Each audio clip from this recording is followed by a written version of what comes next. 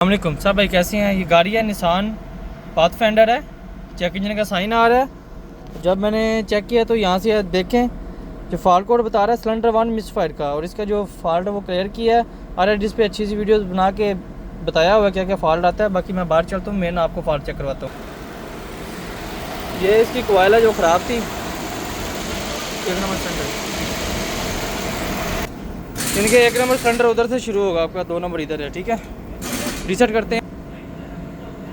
Resetting हो रहा है, गाड़ी स्टार्ट करो।